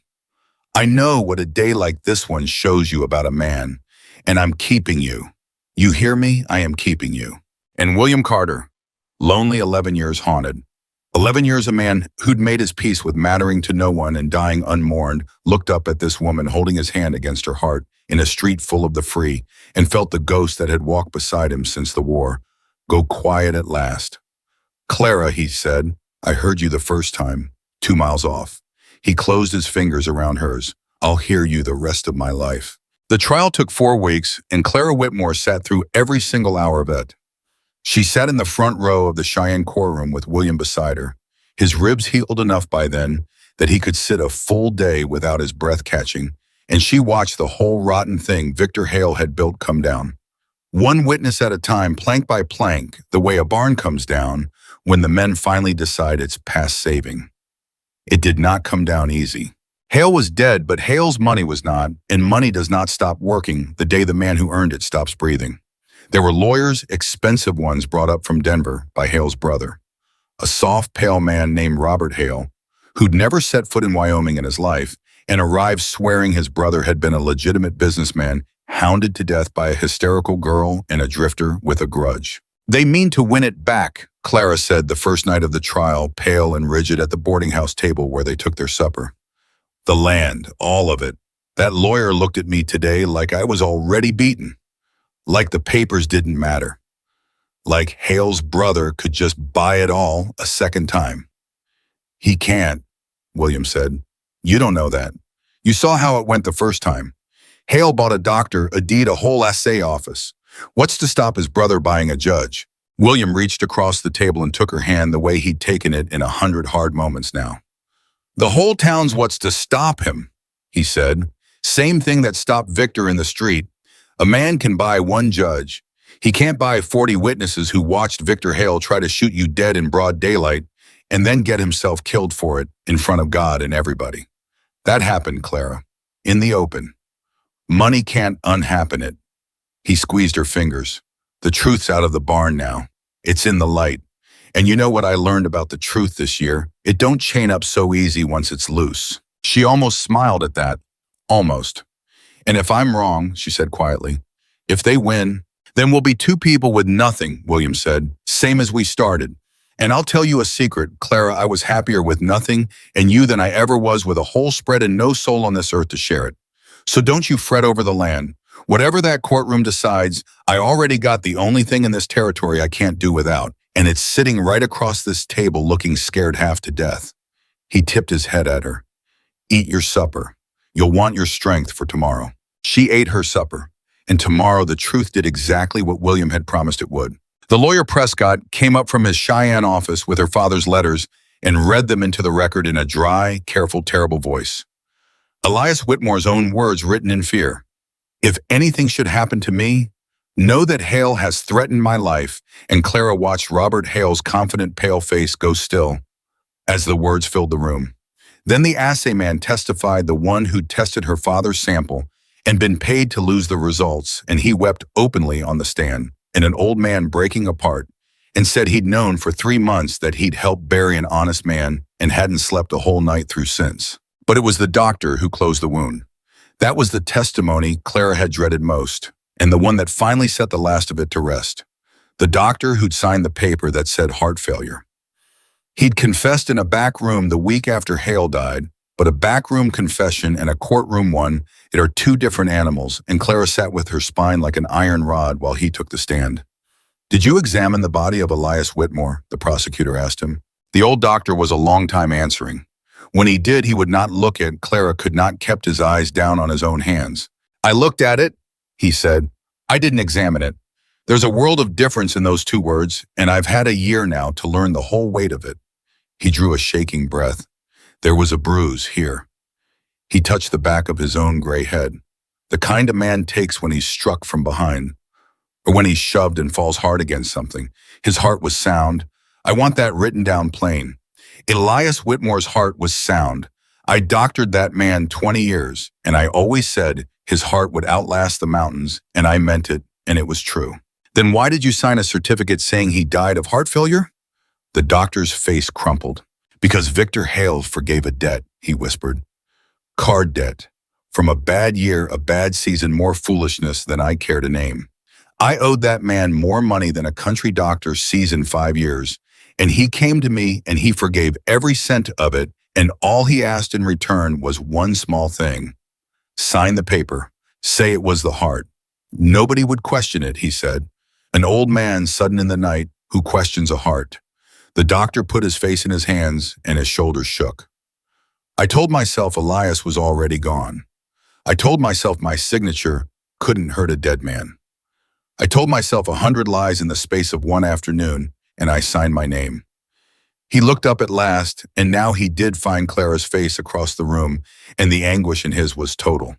And it wasn't Elias I heard. It was you, Miss Whitmore, his girl. I signed away 3 months of your life. I let that man sleep in your father's bed.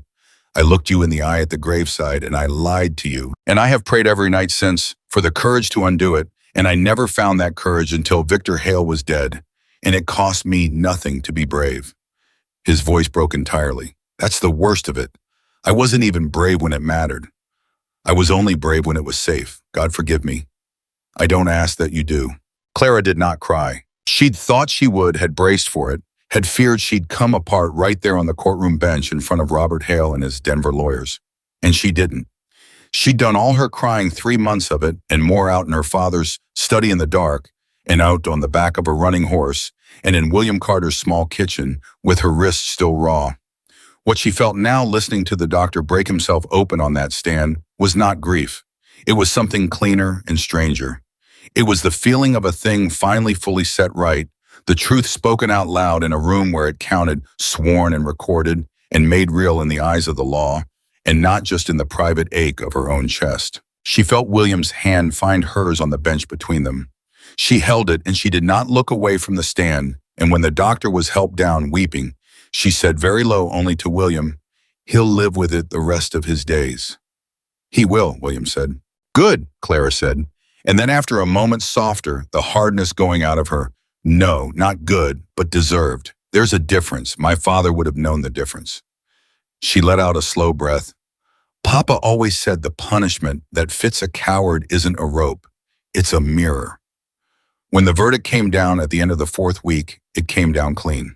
The judge, an old circuit man from Laramie who had known Elias Whitmore in years past and could not be bought by anybody's brother, ruled the deed a forgery in plain language that left no room for appeal. He restored the Whitmore ranch entire, every acre, the house, and the land, and the water rights, and the black fortune, sleeping under the southeast section, to Clara Whitmore, sole and rightful heir of Elias Whitmore. And then he did a thing that was not strictly required of him, a thing Clara carried in her heart the rest of her life. He set down his gavel, and he looked at her over his spectacles, and he said into the record for the history of that territory to keep that Elias Whitmore had been an honest man, wronged by a wicked one, and that the wrong was now, so far as this court could make it, so put right. Robert Hale left Wyoming that same afternoon and never came back. Croft got 2 years for the false warrants and the bought testimony and counted himself lucky to get only that because the man he'd nearly killed for stood up in that same courtroom and asked the judge for mercy on his behalf. That was William. Clara hadn't known he meant to and turned to stare at him when he rose. "He's part of the reason we're all alive," William told the judge afterward, quiet and plain. When it came down to the wire in that street with Hale screaming at him to fire, he was the one bought man who wouldn't do it. Everybody else in that half circle was doing arithmetic. Croft was the one who did it out loud, and it did it first, and it was him saying no that gave the whole town leave to say no after him. A man who finds his backbone 1 minute before it's too late still found it. He met the judge's eye. I'd not see him buried under the same dirt as Hale. Outside on the courthouse steps, in the hard Cheyenne sunlight, Clara took his arm and shook her head at him, half exasperated and half something warmer. "You are the strangest man I ever met, William Carter. He rode with the men who chased you across the West Ridge. He'd have taken you to a cell and watched you hang and slept fine that night. He didn't, though." William settled his hat. "That's the whole of it, Clara. When it was hard and there was a price, he didn't. I've come to believe a man is mostly the thing he does at the very last when it's hard and it costs him. Croft paid the price when it counted. That's more than a lot of men manage in a whole life. He looked down at her and something old moved behind his eyes. It's more than I managed once, a long time back, with a boy. She stopped by him right there on the steps and turned him to face her, both hands on his arms. You were a frightened boy yourself in a war nobody should have sent you to, she said. And you've spent 11 years paying down a debt that was never yours to carry alone. You settled it, William. You settled it 2 miles out on a black prairie the night you turned your horse toward a scream instead of away from it, like every other soul in this county had learned to do. Her hand came up to the side of his face.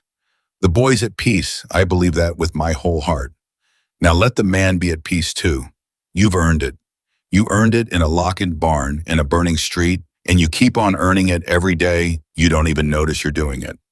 Let it go, William. He looked at her a long moment on those courthouse steps, and Clara watched something 11 years old and heavy as an anvil finally quietly lift off of him and blow away on the Cheyenne wind.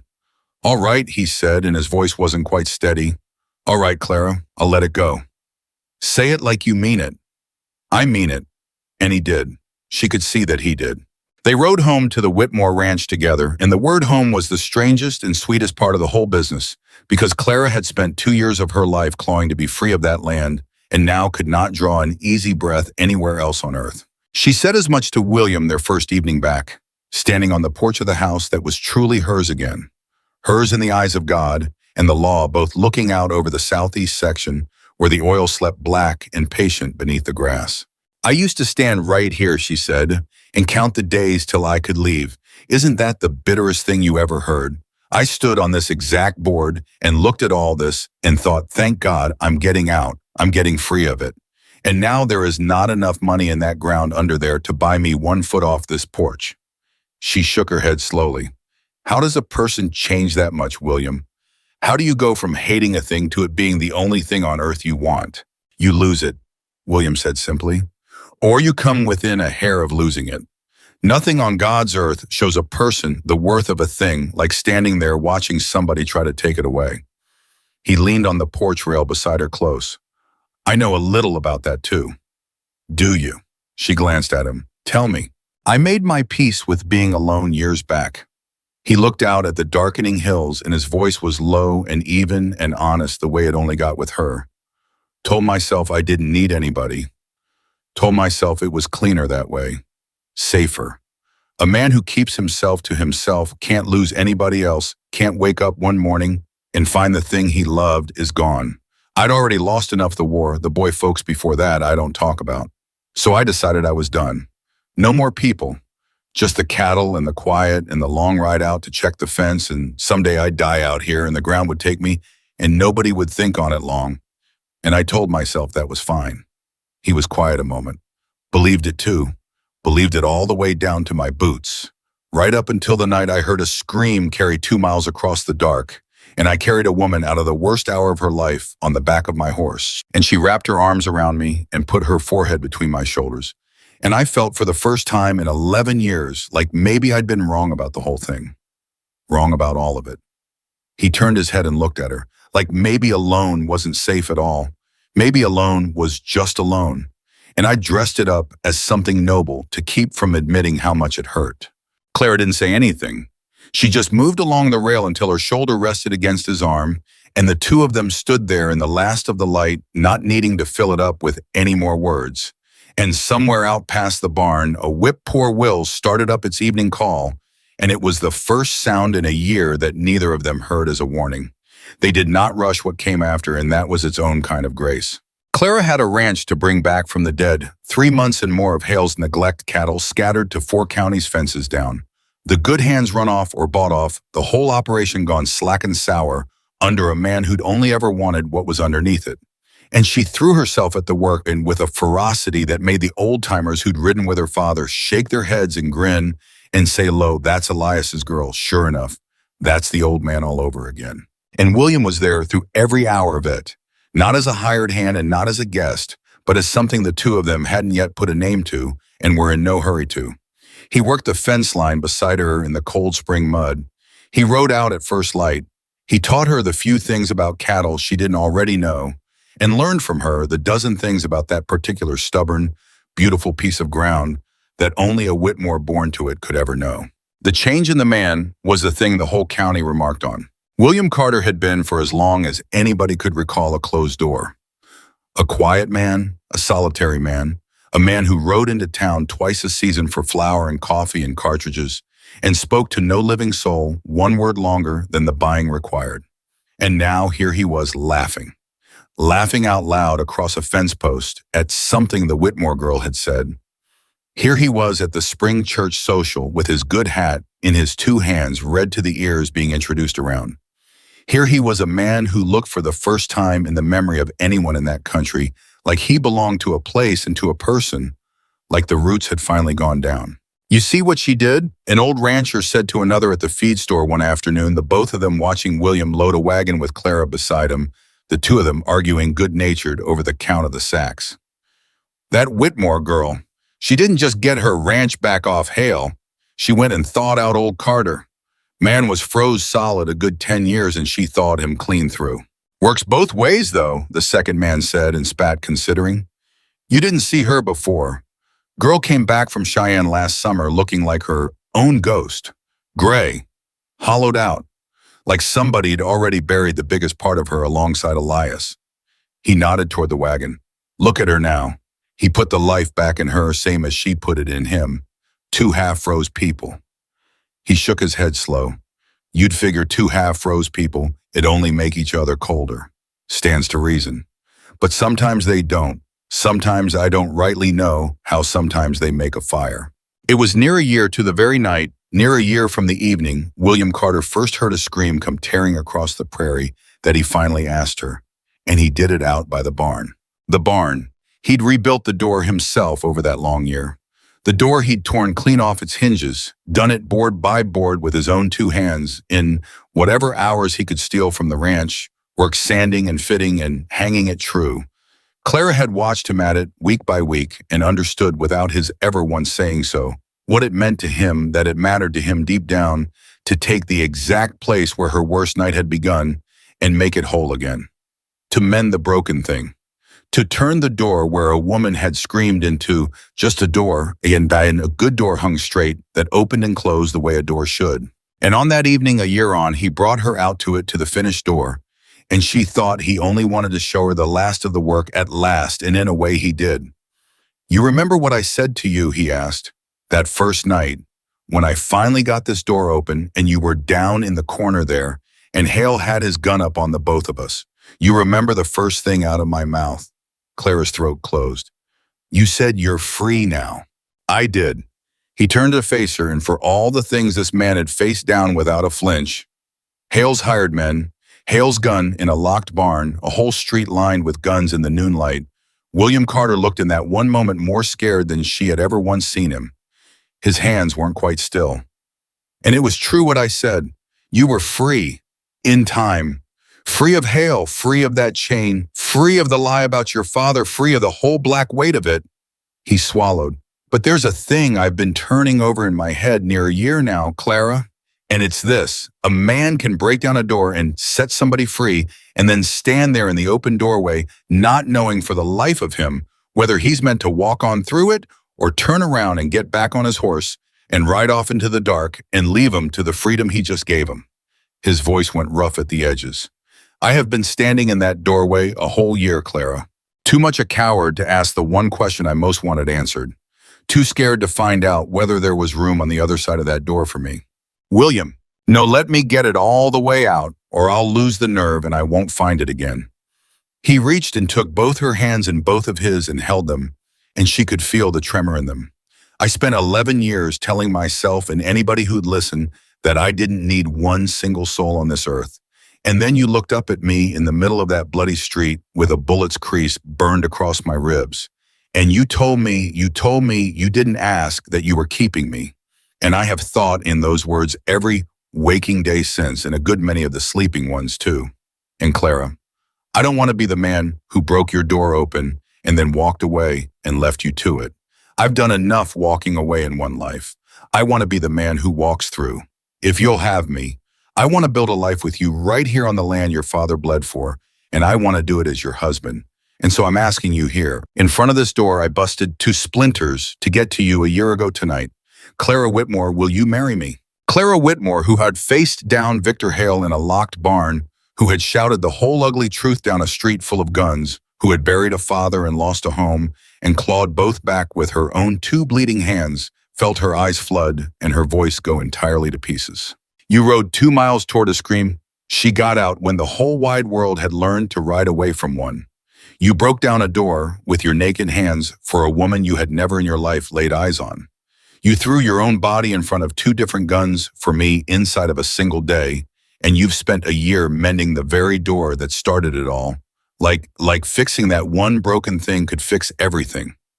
She was laughing and weeping both at once, gripping his hands like she'd never once let them go. You beautiful, thick-headed, impossible man. Of course I'll marry you. I decided I was keeping you a year ago in a street full of gun smoke, and I have not changed my mind one single hour since, and I never once will. He kissed her there in front of the mended barn door, and the last of the daylight ran gold and long across the southeast section, and somewhere out under all that ordinary grass of fortune slept, that neither of them would ever to the end of their days love half so much as they loved the plain worn boards of that one rebuilt door.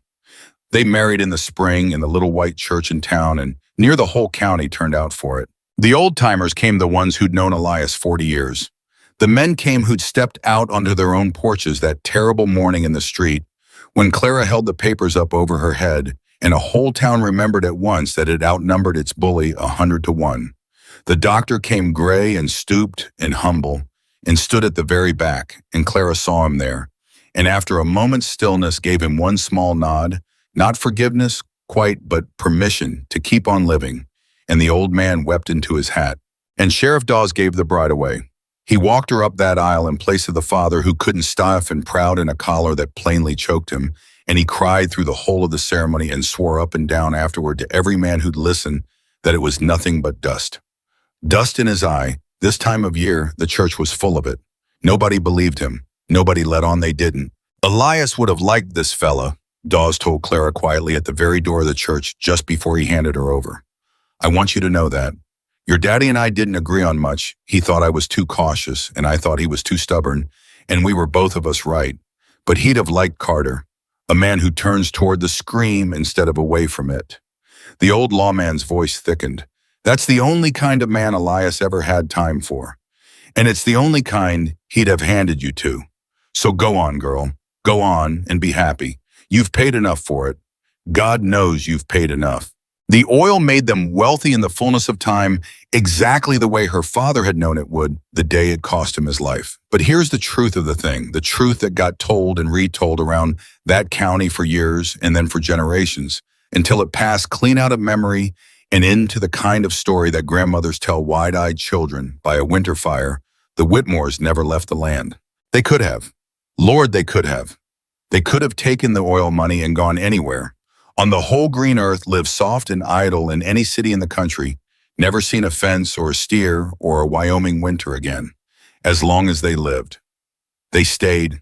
They ran cattle on the good sections and drew the oil from the poor ones, and they gave away more of that black fortune than they ever kept to the church, to the school they built, to every hard luck family that got burned out or hailed out or frozen out in 20 hard winters. And the town that had once cowered behind shut and bolted doors under Victor Hale became under the quiet, steady hand of the Whitmores about the most prosperous and best looked after county in the whole territory. They had children, 3 of them, 2 boys and a girl. And William Carter, who had once believed with his entire heart that he would die alone and unmourned and matter to not one living soul, taught those children to ride and to work and to keep their word. And above every other thing on earth, he taught them this, that when you hear somebody, anybody crying out in the dark for help, you turn your horse toward the sound and never, ever away from it, no matter the cost, no matter the risk, no matter how many other folks have already ridden on by. Because that, he told them plain and slow, so it would stick. That was the whole of what it meant to be a decent human being, and every last other thing in life was only details. The story of how their father broke down a barn door with his bare hands to save their mother became a legend in that country the way such stories will. Children told it in the schoolyard. Old men told it at the feed store to newcomers, who flat did not believe a word of it, more shit. And through all the long years, William Carter, who lived to be a very old man, gray and stooped and gentle as an old plow horse, never once let a single soul call him a hero to his face. I wasn't brave, he'd say whenever some earnest young fellow tried to make him into something grand and marble. Get that notion right out of your head. I wasn't brave, I was just close enough to hear. That's the whole of it. That's the entire secret of the thing everybody makes such a fuss over. I happened to be riding the North Ridge that particular night instead of the South. Half a mile further off, and the wind takes the sound the other way, and I ride home to my supper and never know a thing. And Clara Whitmore dies in a locked barn, and there's no legend and no children and no me sitting here boring you with the telling of it. He'd shake his old head at the fuss of it. There's 100 men in this county would have done exactly what I did, put in my boots. I only had the plain dumb luck to be the one whose boots were there. You don't call that brave. Brave is a man who's afraid and goes anyway, and I'll grant you I was afraid.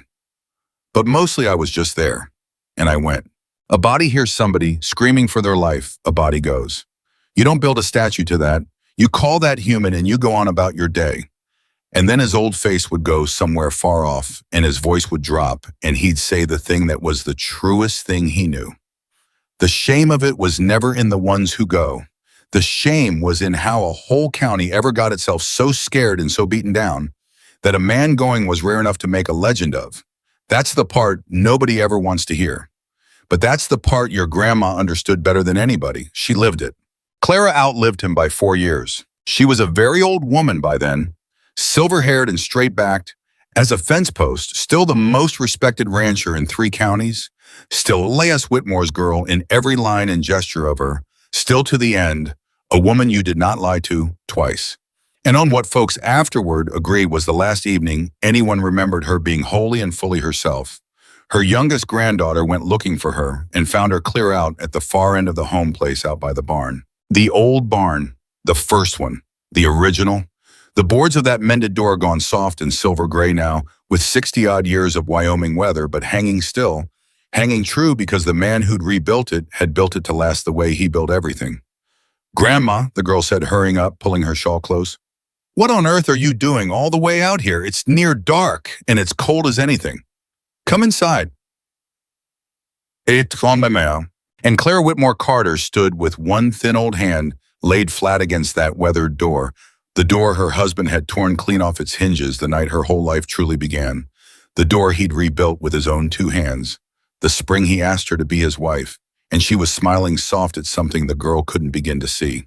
"I was just remembering," she said, "the loudest night of my whole long life, the night I was so dead certain everything was ending." She patted the old gray wood gentle the way you'd pat the neck of an old and faithful horse. "I screamed into that dark child, so sure, so certain that there wasn't one single living soul left in all the wide world to hear me, that I was alone, and that alone was how I'd die." Her voice was steady and full and entirely wholly without regret. And a man 2 miles off, tired and headed home to his own supper, heard me and turned his horse toward the sound. The girl came and stood close beside her, quiet now, hearing something in the old woman's voice she'd never quite heard before. "That's the one thing I want you to carry, sweetheart," Clara said. "After I'm gone from here, out of my whole long life, if you keep just the one thing, keep this. When you are most alone, when you are most dead certain it's the end of everything and there's no help coming and no point even in calling out, you call out anyway. You scream into the dark anyway, every single time, because you never know, you never ever know who is out there in that dark, close enough to hear, good enough to come." She turned her head and her old eyes found her granddaughter's face in the failing light. "The whole world will teach you the opposite, child. The whole world will teach you to go quiet, to ride on by, to keep your door shut and your head down and mind your own, and never be the fool who stops. Don't you learn it. Don't you ever learn it. Be the one who stops. Be the one who hears. Be the one who turns toward the sound. It is the only thing in this life I have ever known for certain to be worth the doing." She looked at the door a long moment more. That night, she said very quiet now, mostly to the door, mostly to the man who'd built it, I thought I heard a door closing on my whole life, on everything I was ever going to get to be. Her hand pressed flat against the old wood. Instead, a stranger kicked it open in the dark, and everything I would ever come to love in this world walked in through it after him. My husband, my children, this land. Every good day I ever had, every one of you, all of it all came in through the door he broke. She smiled, and it was a smile with 60 years of love folded up inside it. He didn't just open a door, sweetheart. Don't you ever let anybody tell you it was only a door. He opened my whole life, and I have spent every single day since, everyone walking through it, and grateful and never once alone again. She died peacefully in that winter in the house her father built on the land her family had bled, and died and won again, to keep surrounded to the last by the children and the grandchildren of a marriage that had begun with a broken door and a bleeding stranger's outstretched hand. And they buried her beside William, under the wide and open Wyoming sky within easy sight of the old barn, so the two of them could keep watch over the door together the way they'd kept watch over everything else. Because some stories end in grief, and some end in silence, and some just thin out and fade away like smoke off a dying fire until there's no one left who recalls they were ever told at all. But not this one. Not this one. This one ended exactly precisely the way it was always meant to end, with two lonely, half-frozen people who found each other in the darkest single hour that either of them would ever know, and then chose each other on purpose out loud every ordinary day for the rest of their lives after, and built out of one broken barn door a whole entire world of love and courage and plain, stubborn justice right there on the very patch of ground where the worst night of their lives turned out against every expectation to be the first night of all the rest of it. A scream in the dark started the whole thing, and a good man, tired and heading home, and close enough to hear, turned his horse toward the sound instead of away from it. That was the beginning of everything they ever became. And to the last of their long days, and past it and on down through every child and grandchild who ever carried the story forward, it was enough.